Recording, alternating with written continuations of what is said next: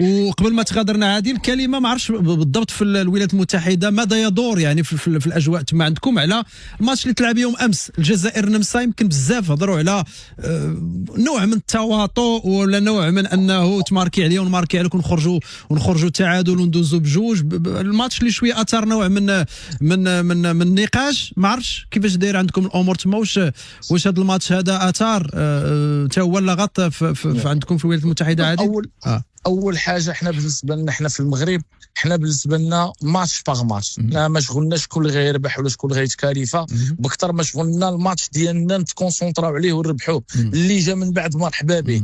بالنسبه لهذه المقابله فالتصريح ديال المنتخب ديال النمسا قبل الماتش هو اللي خلى هذه الهضره تكثر، لان قال لك الا هما يتعادلنا ولا راه ماشي الذنب ديالنا ولا الذنب ديالهم. هذا هو اللي خلى شويه اللغط. ولكن كنظن في هذا النيفو انك تضمن تماركي عليا وانا نماركي عليك، كنظن بانه في هذا النيفو صعيب هذا الشيء. يمكن اللي بان بيناتهم هما انهم بجوج كانوا خايفين ان شكون اللي غيلعب مع السبليون بكثر ما انهم متواطئين انهم يلعبوا او تماركي عليا ونماركي عليك. كنظن في هذا النيفو صعيبه بزاف ان نتفق انا وياك ماركي عليا ونماركي عليك. ولا ما بغيتش ندخل وليو دراري. كنظن بانه بان التخوف ديالهم بجوج من حيت هما اخر مقابله كانوا عارفين راسهم كاليفين بجوج 4 بوان عارفين بانهم دايزين. الوغ بالنسبه لهم شكون اللي كان غيلعب مع السبليون، لان غادي تقول السبليون وسويسرا فكل شيء غيبغي يلعب مع سويسرا ويبعد من السبليون من الطريق ديال السبليون. فهذا اللي خلى ان التخوف ديالهم من شكون غيلعب مع واش انا تنحرز اللقطه اللي كلشي كيهضر عليها. قالوا لي اش درتي؟ لانه فاش اش قلتي لانه هو بالنسبه ليه اخويا اش بيني وبين شي سبليون واش انا ربح حتى النمسا. فاش قالوا لي راه سطحتينا مع السبليون وهو يتخلع راه تفعفع راه شوف راه تواطؤ النتيجه لا من الخوف من اسبانيا اللي لا حتى واحد ما كان باغي يلعب مع السبليون، لان السبليون مع السبليون تقدر تدوز تلقى السبليون البرتغال كرواتيا ايوا فكاي من وحلتيها. الوغ بالنسبه لهم باركاو البيت ولاو لاعبين مع السبليون وهذوك الهكاويين فاش النمسا ماركات عليهم فرحوا. اول مره في حياتي كنشوف هذه القضيه. اول فرقه كيتمارك عليها بيت وكتفرح في المونديال.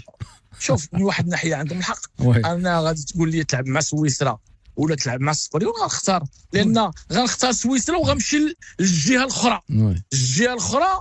دابا الجهه ديالنا حنا فيها الالمان والبرتغال والسبليون وفرنسا الله وفرنسا هما وكرواتيا.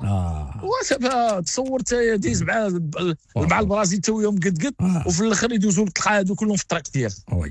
وي فكها من وحلتها. ولكن شوف كيف قلت لك ماتش باغ ماتش حنا ما شغلناش شكون معاه من غنلعبوا حكا كارتو لا، حنا نلعبوا هذا الماتش ونربحوه ومن تما لتما ربي تما نلعبوا هذا الماتش نحيدوه ومن بعد يجي ماتش اخر ونلعبوه ونحيدوه. حنا غاديين بشويه علينا كيف درنا مع والد. كنا غاديين لعبنا ماتش باغ ماتش زدنا حنا الاولين.